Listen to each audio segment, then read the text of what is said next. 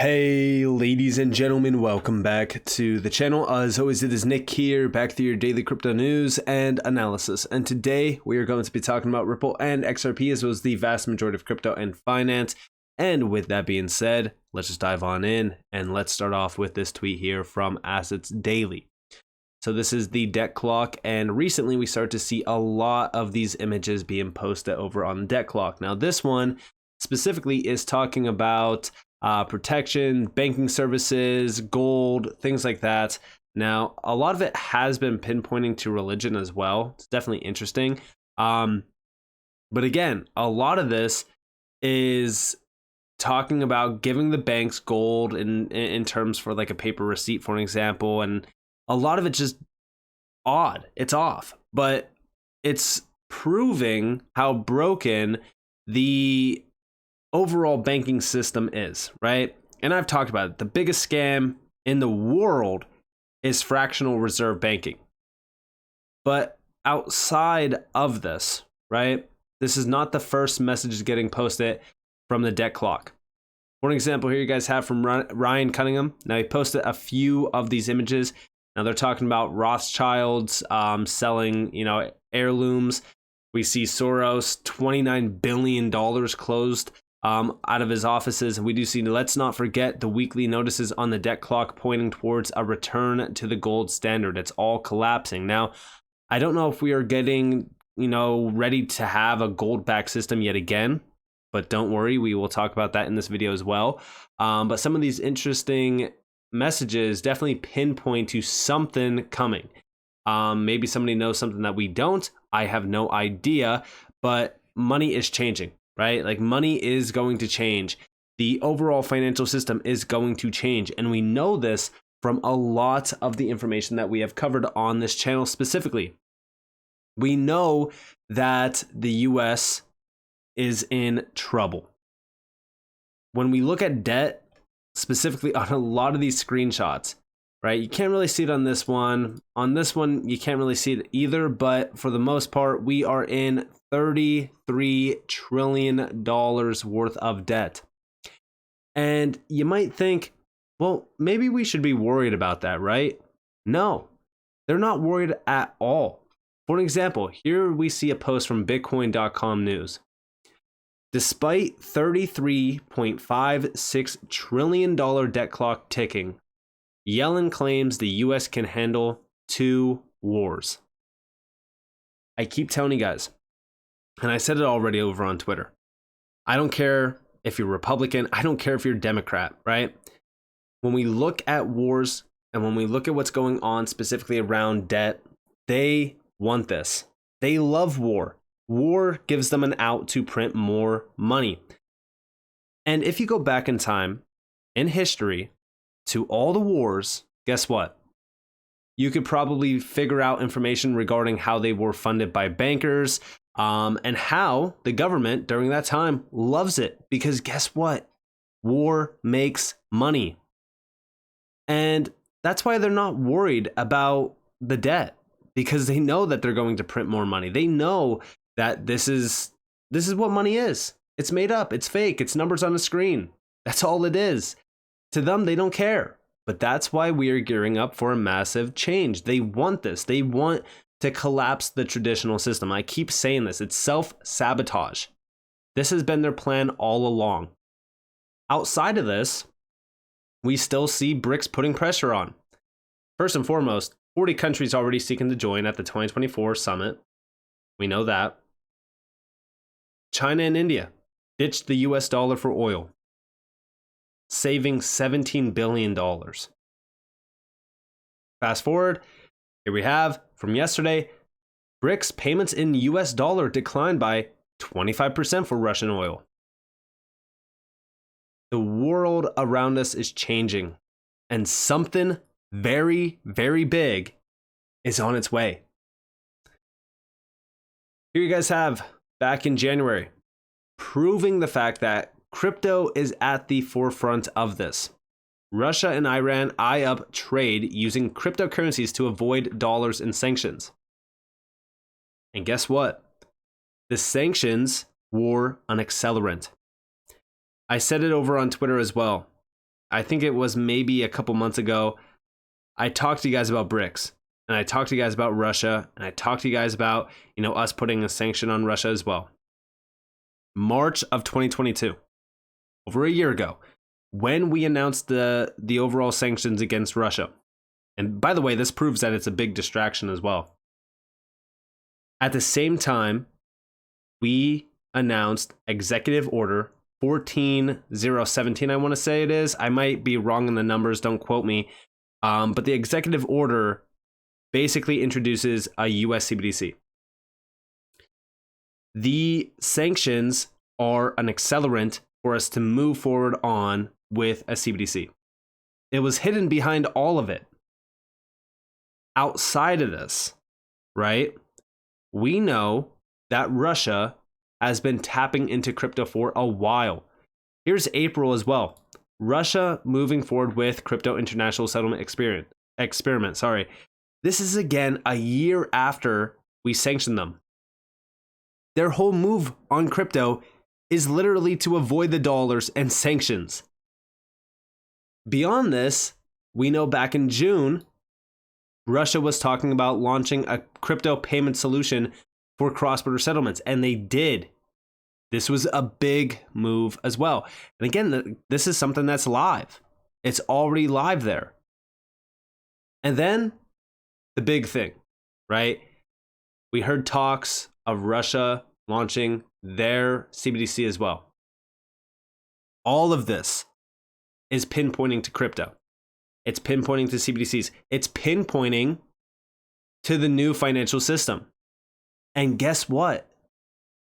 There is no signs of us slowing this down, only accelerating it. These wars, what we are seeing conflict-wise, all of this stuff can be tied back.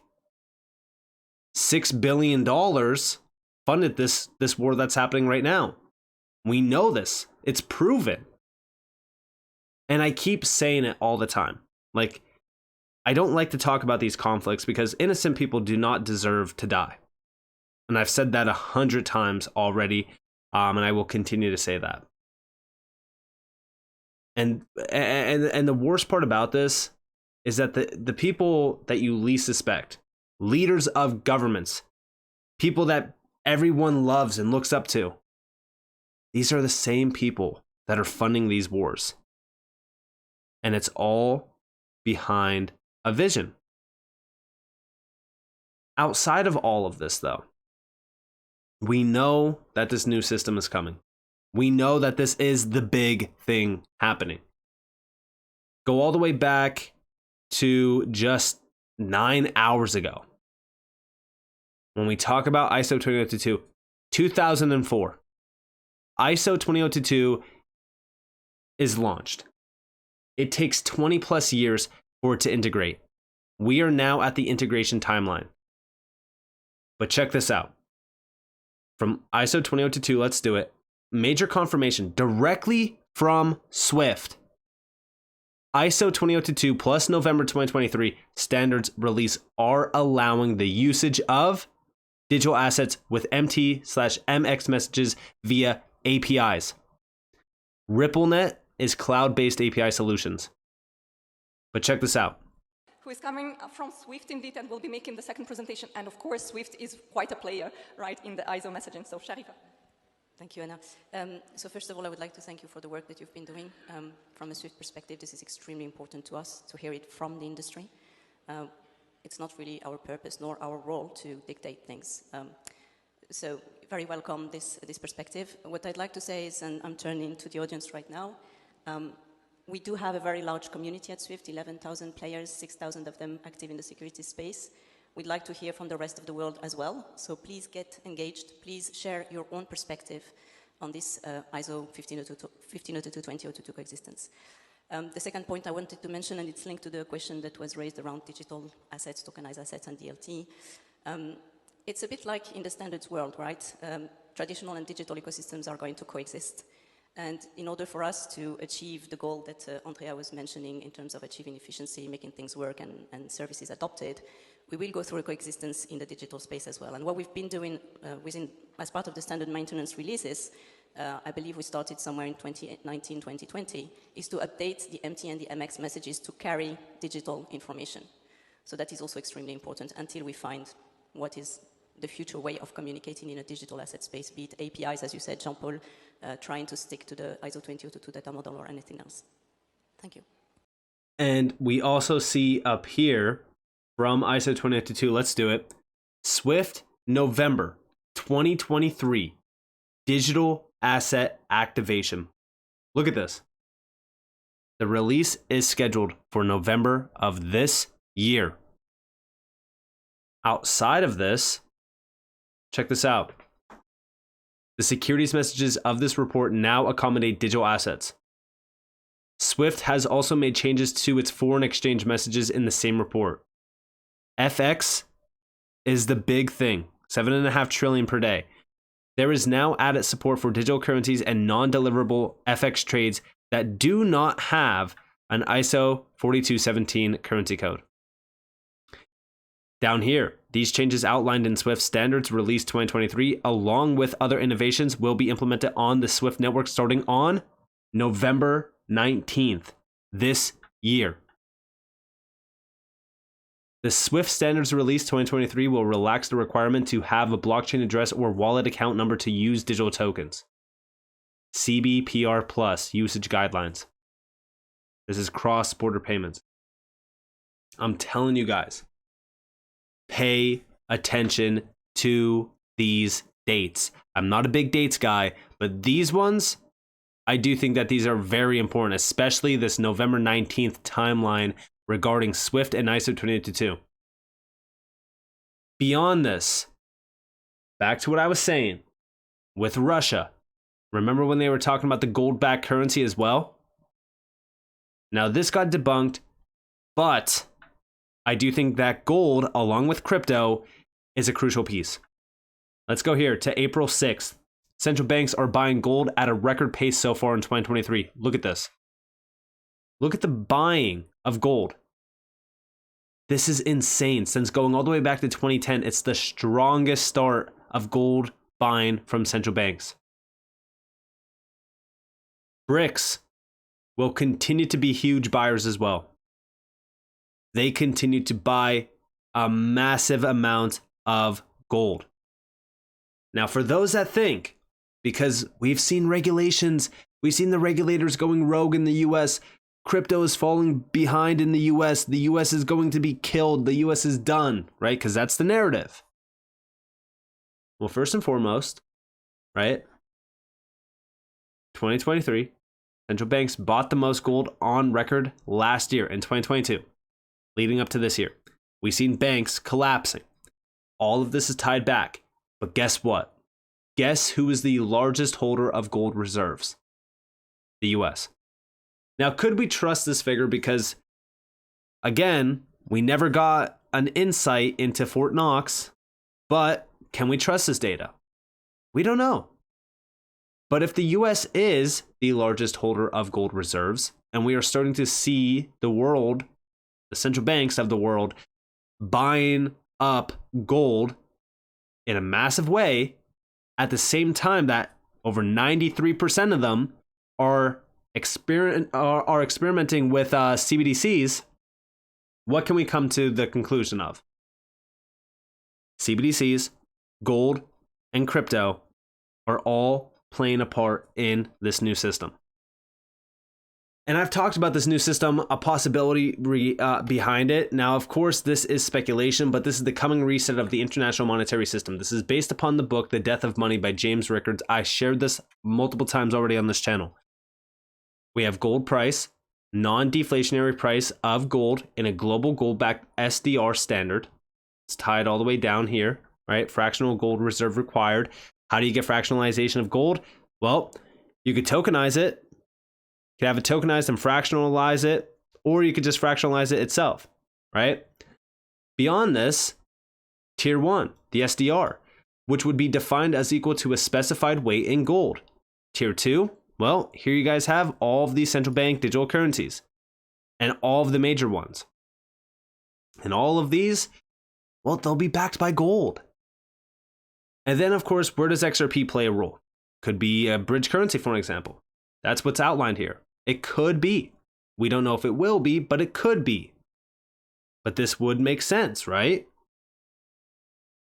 I mean, as we really kind of look at this, I strongly believe that gold is a key piece of this new system, along with crypto and along with a lot of these projects within the space. XRP, I've already done so much research on XRP and Ripple to the point where I've just come to the conclusion that XRP is a vital piece to this. It's a pillar behind this new system. Could it act as a bridge currency? 100%. That would be the most ideal use case for it. A decentralized bridge currency is crucial. I think that this is probably the best way of looking at this. Is this going to happen? We don't know. But I do think that XRP has a role to play regardless. And I do think that a new system is on its way, sorry. Simply because of all of the major updates that we have seen so far in the last couple years. And listen, we know that fiat currency and the fiat system, time is running out. The time right now that we are seeing regarding the debt clock, in just the last couple days, debt has skyrocketed. Beyond that, the time bomb has been ticking for a very long time. Banks have not learned their lesson from 2008. So let me ask you this. With the massive amount of printing, with the wars, with everything happening regarding the dollar, we have BRICS challenging it. We have gold buying skyrocketing. We have new standardization going live. We have the United Nations literally calling for a new Bretton Woods-like scenario.